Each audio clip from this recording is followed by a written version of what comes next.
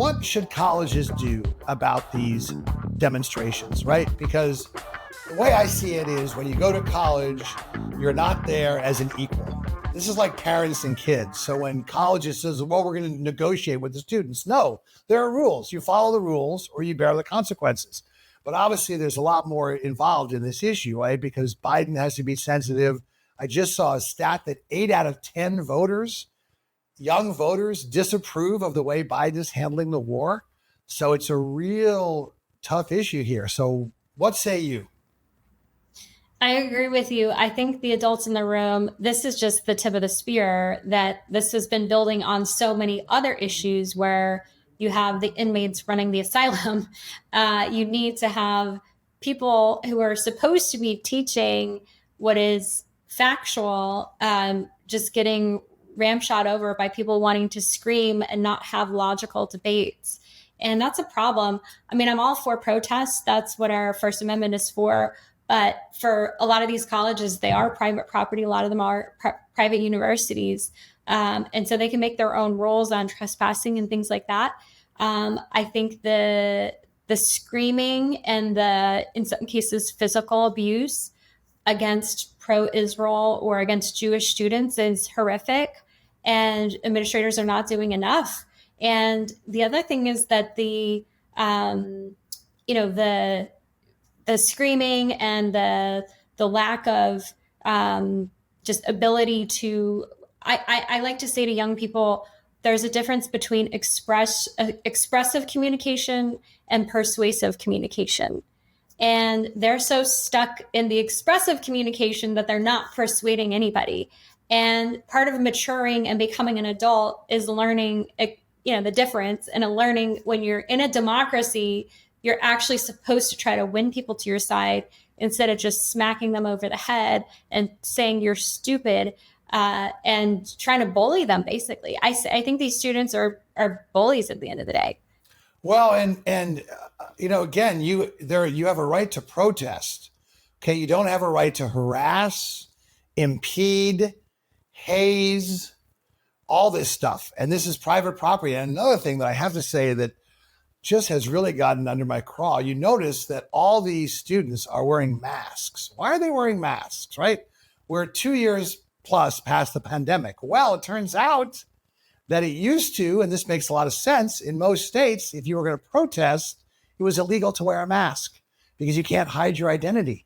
If you're going to be out there, say who you are, right?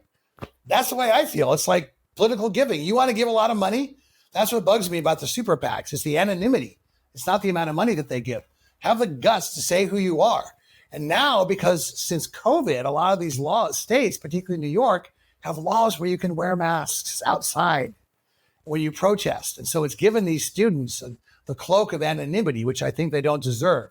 The other thing I would say is to colleges, first of all, keep in mind, okay, your reputation is only as good as your brand. Your brand is only as good as the experience you give your colleges and the perception in whatever community those students go into that they got something out of the college. And this is a real slap to your brand. It's like Harvard finishing 263rd out of 263 in free speech, right? This is a real blow to higher education. So this is like, again, parents, students don't parents don't negotiate with their kids. There are rules. Okay, administration shouldn't negotiate with students. There are rules, okay? If you're not peacefully protesting, if you're harassing, if you're trespassing, you get thrown off campus. And frankly, I would revoke some of these student visas too. Send these people home. We're in agreement on this one, Dave. This is one of these issues where I think that the administrators are failing. I think Ron DeSantis, he's got a lot of critics on other things. I like him a lot. I think in particular, the university system, he's letting the grownups run the show down there.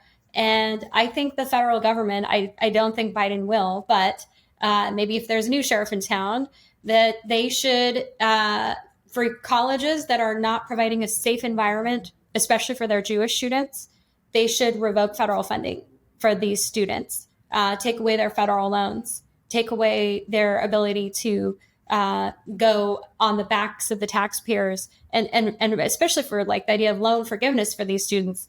No, they've kissed that opportunity goodbye, and that's why, yeah, the mask is interesting because then you hear stories of people not wanting to be held accountable for their words, and the employers, they care.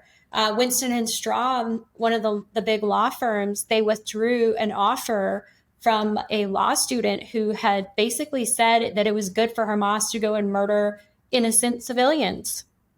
And good for Winston and Strawn for taking a stand. So I hope we see more. And you're right, Dave. It's the brand is not only for the reputation of freedom of speech, but it's also for the alumni who are the donors. And that's where things have gotten even worse. Yeah, and I mean, to show you how ludicrous it's gotten and how detached from reality, my best example of this is gays marching in support of Hamas. I mean, what's next? Jews are going to march in support of Aryan Nation. I mean, it's just unbelievable. Hamas would slaughter every single gay person they had a chance to, but yet this is where we are. I saw another one. It was chickens for KFC. There you go. Exactly.